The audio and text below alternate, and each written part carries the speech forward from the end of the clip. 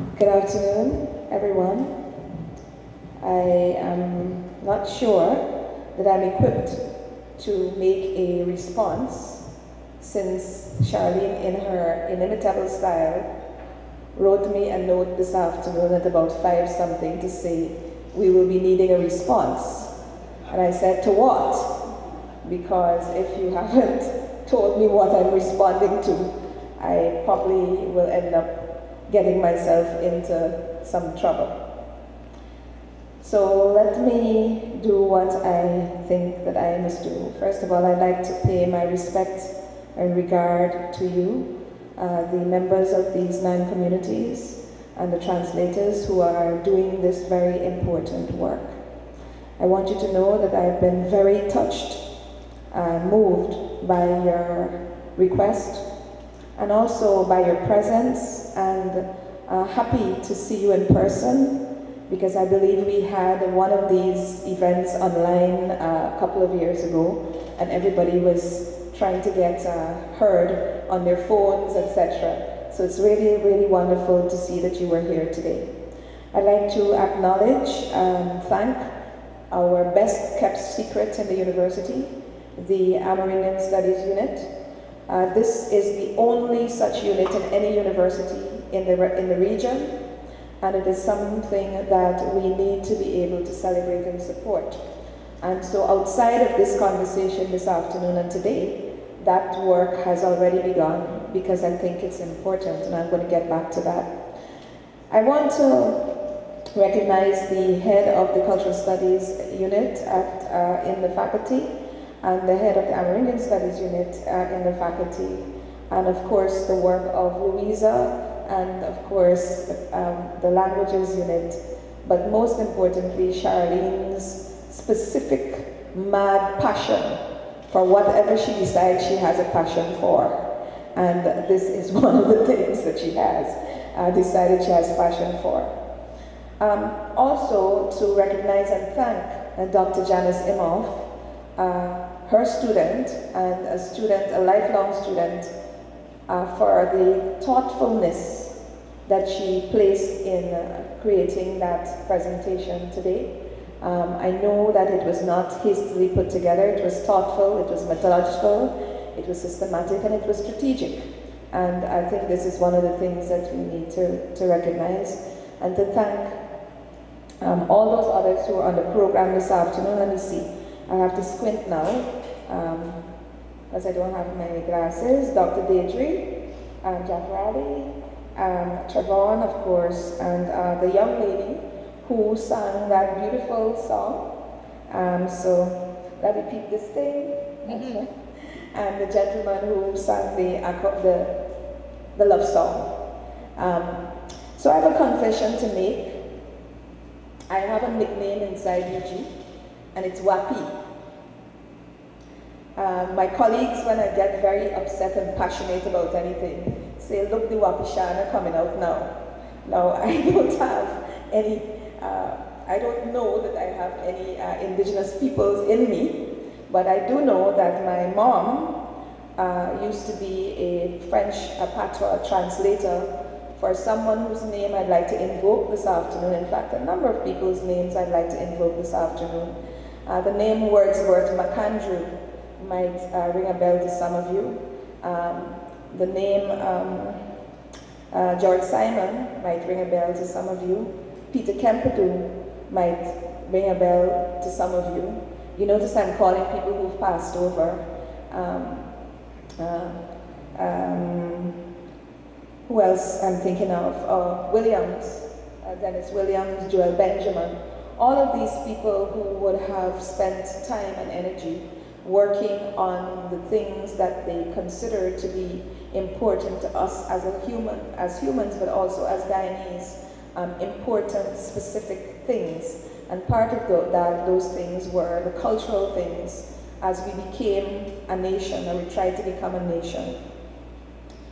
Today, while I will stop short of committing the cardinal sin of most people who are put on the spot like this, which is to overpromise. I am not like that. I am a realist, a pragmatist, and I try to tell the truth whenever I can. What you're asking for is not a simple thing, but it's an essential thing. It is not something that a Vice Chancellor alone can deliver, but it is something that the Vice Chancellor will champion with you. Not for you, with you. The importance of not only preserving what you have, but sharing that is something that the university had already started to think about. So much so to the point that we have been planning, and in fact tomorrow morning will be the first big meeting, a conference of Indigenous people, an academic conference of Indigenous people to mark our 60th anniversary this year, sometime in October. And in that conference, we want to bring together not only our Indigenous people here, and this plea that you've made, or this case, not a plea, a case that you've made this afternoon, I think can be a centerpiece of that conference. It's not only going to be for people in this country, for Indigenous people in this country and academics, but from all across the Caribbean and all across the world. So that is going to be a big, big, big centerpiece, an international centerpiece, a place where you can make your case, not only nationally, but internationally. One of the speakers spoke today and made a phrase which I kind of remembered. She said, I want this for not only my people, but my country. I want our language to be remembered and heard by not only our people, but our country. And I believe that this is something that the university can also support.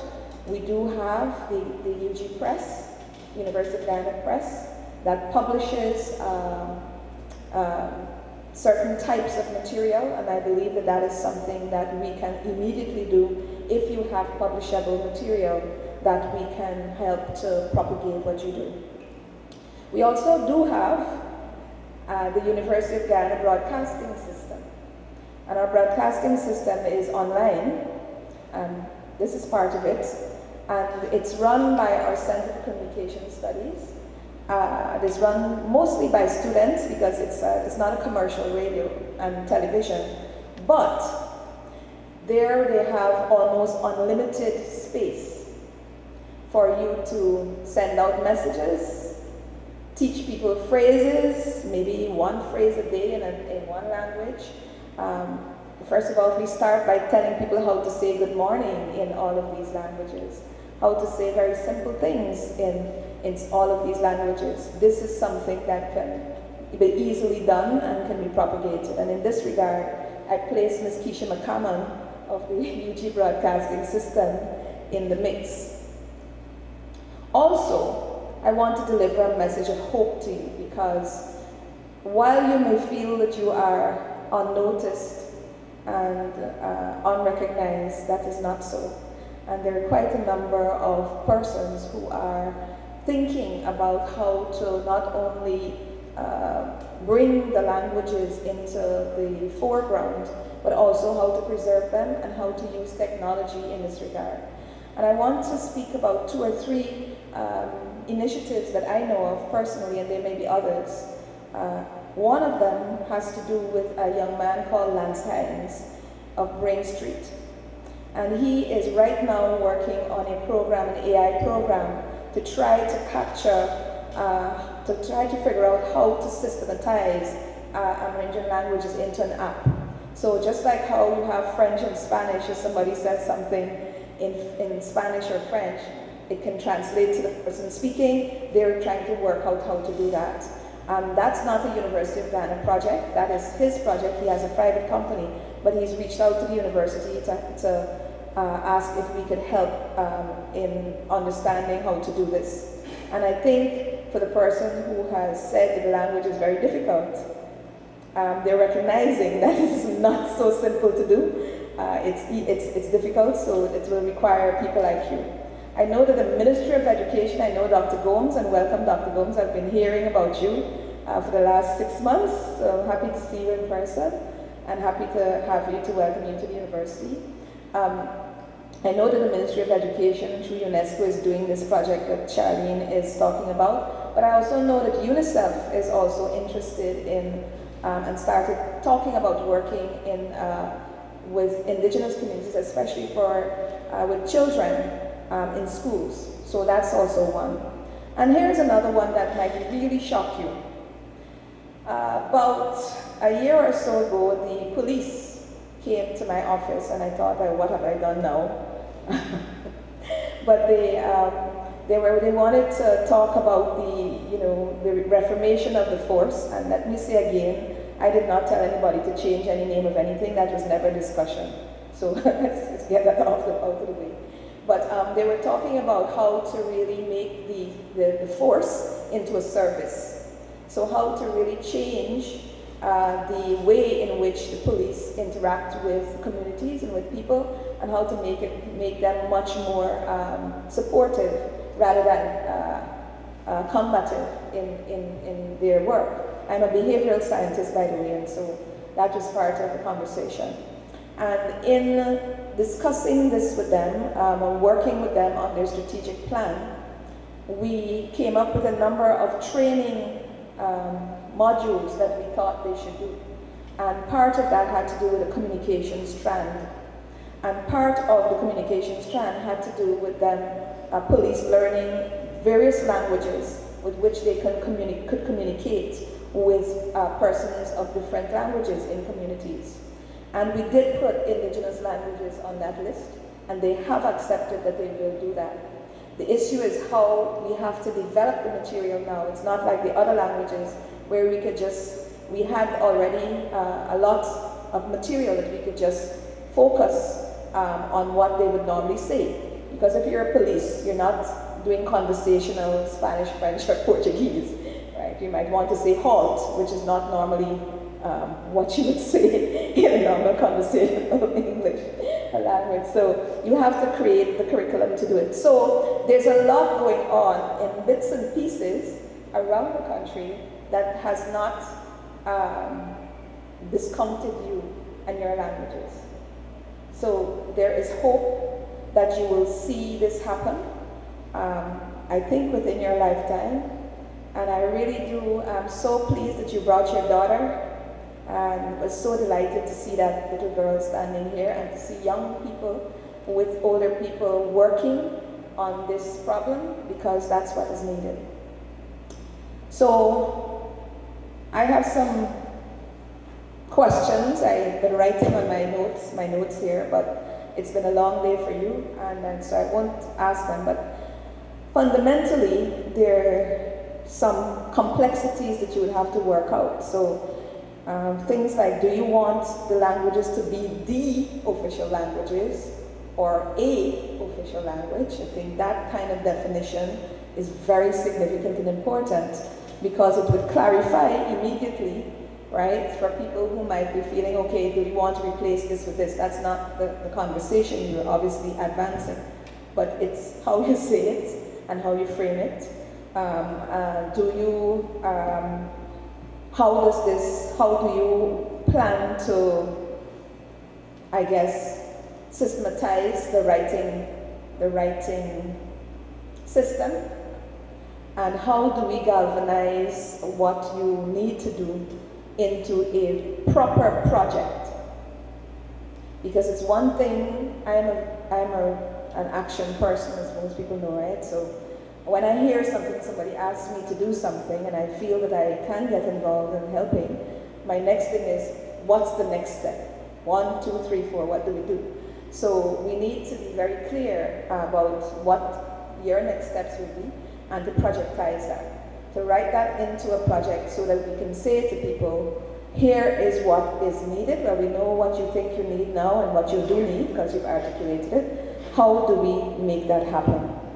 So I want to put Louisa and Dr. Ramona Bennett and all those from the Travon and Company in the Amerindian Studies unit, as well as the Modern Languages, the Languages unit, to sit down and work with you, maybe another series of workshops, to work out exactly how you think this could be done.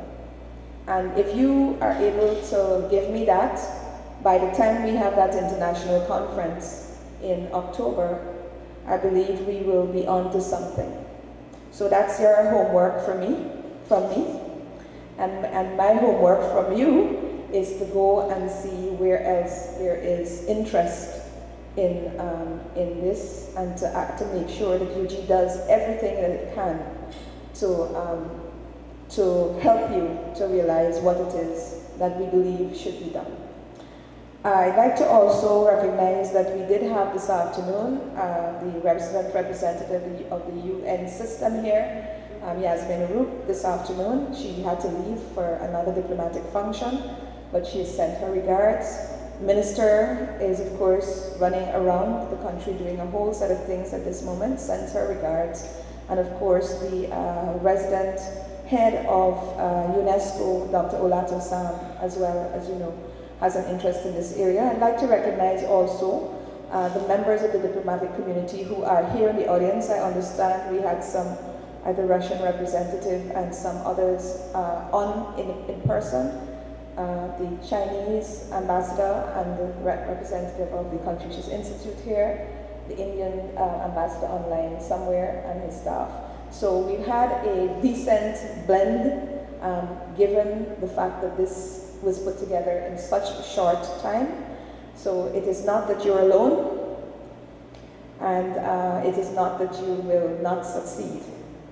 It is that you will have to put one foot in front of the other and make sure that you understand that this is going to be a long road. It is not something you are fighting an entire system, not in this country only. A global system that tries to tell you who you must be and tries to frame how you must be that who you must be.